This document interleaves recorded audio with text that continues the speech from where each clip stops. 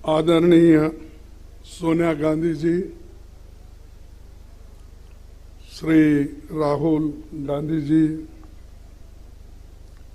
के वेणुगोपाल जी, मधुसूदन मिस्त्री जी, सभा में मौजूद हमारे नेतागण और कांग्रेस पार्टी के मेरे प्रिय साथियों और मीडिया के मेरे मित्रों, आज मेरे लिए बहुत ही भावुक क्षण है। आज एक वर्कर, मजदूर का बेटा, एक सामान्य कार्यकर्ता को भारतीय राष्ट्रीय कांग्रेस का अध्यक्ष चुनकर ये सम्मान देने के लिए आप सबका हार्दिक आभार और धन्यवाद देता हूं। जो यात्रा मैंने 1969 में ब्लॉक कांग्रेस कमेटी के अध्यक्ष के रूप में शुरू की थी, उसे आपने आज इस मुकाम पर मुझे पहुंचाया है। जिस महान राजनीतिक दल का नेतृत्व महात्मा गांधी जी, पंडित जवाहरलाल नेहरू जी, सुभाष चंद्र बोस जी, सरदार पटेल जी, मौलाना आजाद जी, बाबू जगजीवन राम जी, इंदिरा गांधी जी और राजीव गांधी जी ने किया हो, उस जिम्मेवारी को संभालना मेरे लिए सौभाग्य और गौरव की बात है।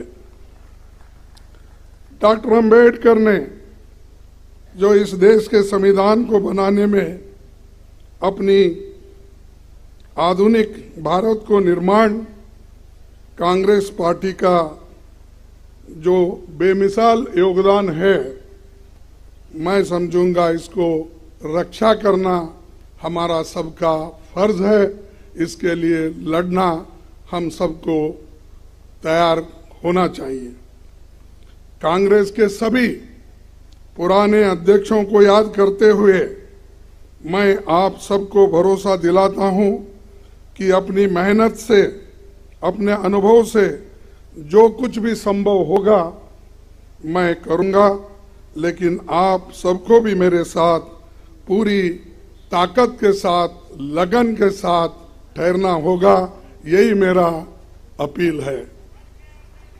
आज इस अवसर पर कांग्रेस के करोड़ों कार्यकर्ता की तरफ से श्रीमती सोनिया गांधी जी के बहुमूल्य योगदान के प्रति हृदय से आदर, सम्मान और आभार व्यक्त करना चाहूंगा। मुझे याद आता है 15 जनवरी 1998 का दिन, जब बेंगलुरु के नेशनल हाई स्कूल मैदान में आपने अपनी पहली जनसभा में कहा था कि मैं कर्नाटक से राजनीति की दीक्षा ले रही हूं। तब से आपने रात दिन निस्वार्थ मेहनत कर कांग्रेस को संभाला है। सोनिया जी हमेशा सच्चाई के राह पर चलती रही। सिर्फ सत्ता के लिए राजनीति करने वालों के इस दौर में त्याग की जो मिसाल उन्होंने कायम की है, उसका कोई दूसरा उदाहरण मिलना मुश्किल है। उनके नेतृत्व में ही 2 बार यूपीए की सरकार बनी।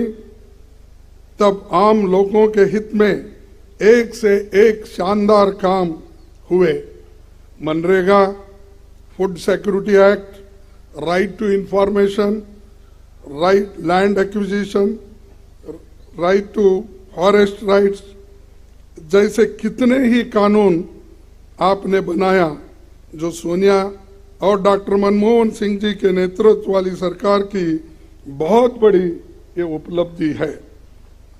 उदयपुर के नव संकल्प चिंतन शिविर में पार्टी को आगे लाने का जो ब्लूप्रिंट सोनिया जी के नेतृत्व में तैयार हुआ था, उसके लागू करने की जिम्मेदारी अब हम सब पर है।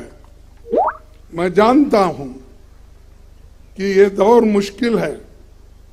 हम सब जानते हैं कि जैसे लोकतंत्र की स्थापना कांग्रेस ने की थी, उसको बदलने की कोशिश आज हो रही है।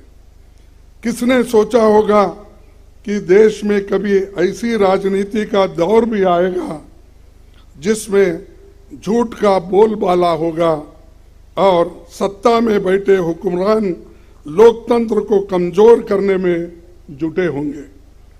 लेकिन मैं ये भी जानता हूं कि झूठ, फरेब और नफरत का ये तंत्र हम तोड़ कर रहेंगे।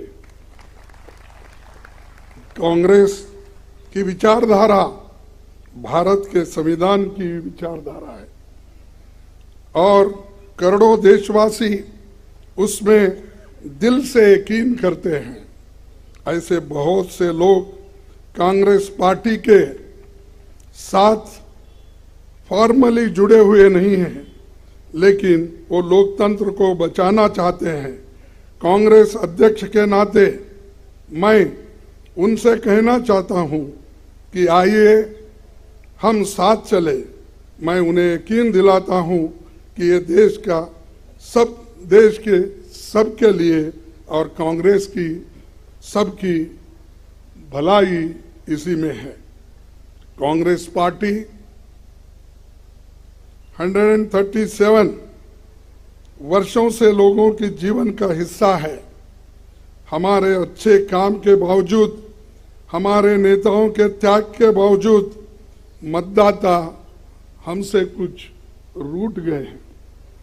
मैं राहुल गांधी जी की आभार मानता हूं, जिन्होंने इस बात को समझा और हर मुश्किल को दरकिनार करते हुए वो भारत जोड़ो यात्रा पर निकल पड़े हैं। वो लोगों से मिल रहे हैं, उनसे सीधे संवाद कर रहे हैं, उनके दुख और दर्द को सुनकर वो हर लोगों से मिल रहे हैं, चाहे वो एनजीओज हो, इंटेलेक्चुअल्स हो, जर्नलिस्ट हो, किसान हो, मजदूर हो, बच्चे हो, सभी के साथ रास्ते पे मिलते हैं, उनके पूछते हैं, फिर जब इंटरवल होता है उस वक्त उनसे संवाद भी करते हैं। ये बहुत बड़ा अचीवमेंट हमारे पार्टी के लिए है और यही बड़ी देन हमारे लिए है, खासकर मेरे लिए है। कन्याकुमारी से कश्मीर की इस भारत जोड़ो यात्रा में हर रोज लाखों लोग जुड़ रहे हैं। देश में एक नई ऊर्जा पैदा हो रही है। इस ऊर्जा को हम व्यर्थ नहीं जाने देंगे। कांग्रेस अध्यक्ष के रूप में ये मेरा दायित्व है। इस दायित्व को पूरा करने में मुझे आपका साथ चाहिए और मैं आपके साथ काम करने के लिए इस विषय में तैयार हूं। मैं नीचे से काम करते हुए आया हूं। एक primary members, block Congress committee, काम करते करते इस पार्टी को जुड़ा हूं और आपके बीच इस पद पर आकर आज पहुंचा हूं। मैंने खुद हर वर्ष मुश्किल का सामना किया, जिसका सामना आम कार्यकर्ता और पार्टी के नेता करते हैं। पार्टी में काम करते हुए जो चुनौतियां आती हैं, जो उतार चढ़ाव आते हैं, जो आशा और निराशा से आप गुजरते हैं, मैं उनसे वाकिफ हूं। इसीलिए मैं विश्वास के साथ आपसे कहना चाहता हूं कि हम साथ मिलकर हर चुनौती का सामना करेंगे। आइए हम कांग्रेस की उस विचारधारा को लोगों में लेकर चले जिसे राहुल जी ने अपने कार्यकाल में एक नई धार दी है। हम जानते हैं कि इस देश में करोड़ों युवा जो भारत को धर्म, जाति, जेंडर के बंटवारे से ऊपर देखना चाहते हैं, जो भारत में शांति चाहते हैं, रोजगार चाहते हैं, विकास चाहते हैं, वैज्ञानिक सोच चाहते हैं, लोकतंत्र चाहते हैं, ये युवा ही देश की और कांग्रेस की उम्मीद है। उदयपुर नवसंकल्प शिविर में हमने तय किया था कि युवाओं को पार्टी में आगे बढ़ाया जाएगा। संगठन में 50% पद 50 साल से कम उम्र के लोगों के लिए रिजर्व रहेगी। युवाओं की इस उम्मीद को पूरा किया जाएगा आप सभी के कोऑपरेशन से। साथ ही उदयपुर में हमने तय किया था कि कांग्रेस के कार्यकर्ताओं को सशक्त किया जाएगा। ब्लॉक, जिला, राज्य और राष्ट्रीय स्तर पर सभी ऑर्गेनाइजेशनल वैकेंसीज भर दी जाएगी। ये होके रहेगा। उदयपुर डिक्लेरेशन में पार्टी के निर्णय जो लिया है कि उस चुनाव के तैयारियों के लिए भी पब्लिक इंसाइट डिपार्टमेंट और AICC इलेक्शन मैनेजमेंट डिपार्टमेंट बनाए जाएंगे। ये आज के समय की एक बड़ी जरूरत है, इसीलिए इन्हें हम तुरंत स्थापित करेंगे। सभी राज्यों में जल्द ही पॉलिटिकल अफेयर्स कमेटी बनेगी।